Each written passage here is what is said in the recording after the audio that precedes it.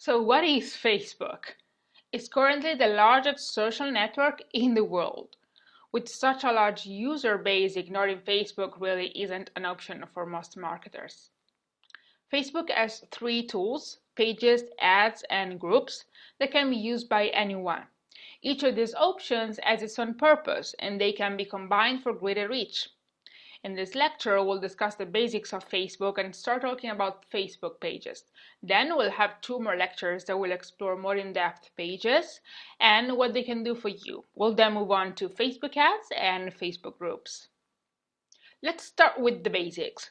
I'm pretty sure you already have a Facebook profile, but just in case, let's discuss what you see as a logged-in Facebook user. You have a personal profile that is called your timeline that includes a profile picture and cover photo, as well as a series of other personal information such as your employment history or your relationship status. Obviously, this information is optional. It's called a timeline because you can include information, important milestones, and memories spanning your entire life.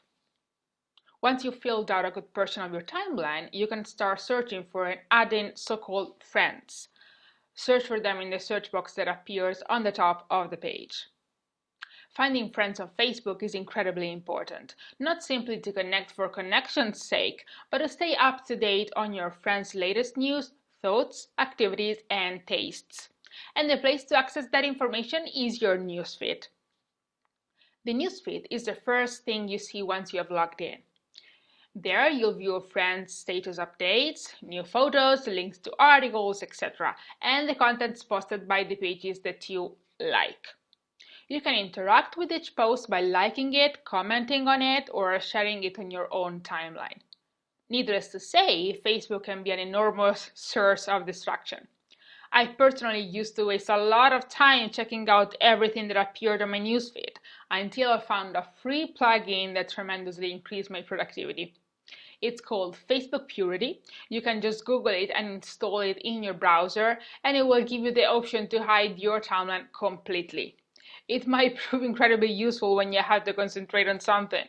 If Facebook Purity doesn't work in your browser, you can also use another plugin called Social Fixer. Most entrepreneurs, especially those that are just at the beginning of their journey, do everything by themselves.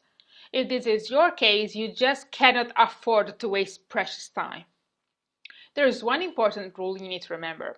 According to Facebook's terms of use, only real people, individuals, can have a Facebook profile. For anything else, that is your brand, your product, your website, your whatever, you need to create a Facebook page. Facebook pages are similar to profiles, but for businesses, organizations, and public figures.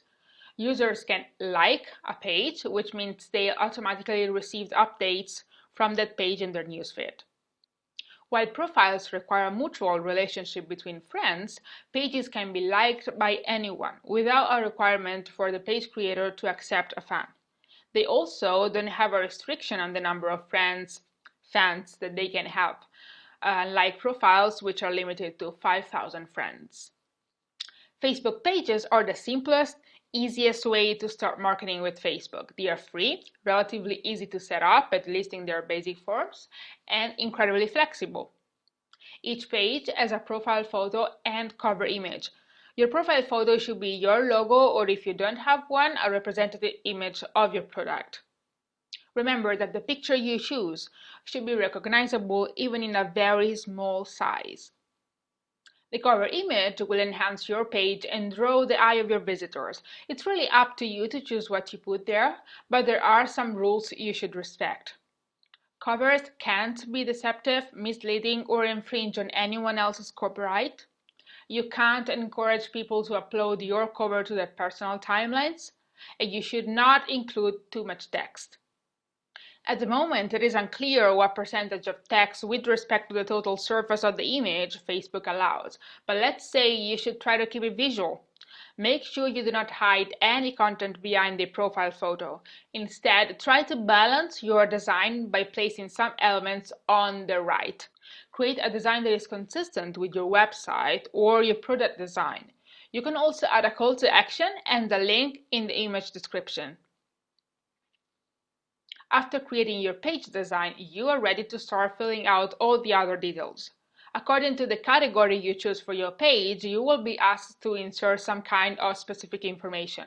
For example, if you create a page for a movie, you can specify the name of the director, the plot, the cast, and other relevant information that you will not find, for instance, in the website category. Just visit the information section and complete all the fields. Awesome! Now you are ready to start updating your page with actual content. Something I love about Facebook is that you can schedule your updates. Instead of hitting the publish button, just select schedule and then choose a time and a date. And that's it. This is another great way to optimize your time and efforts. You can schedule your posts 1 week ahead or even 1 month ahead, which is awesome. But make sure you check your page daily anyways, because there may be comments to moderate or messages to reply to. We'll discuss more about content in our next lecture, so I'll see you there.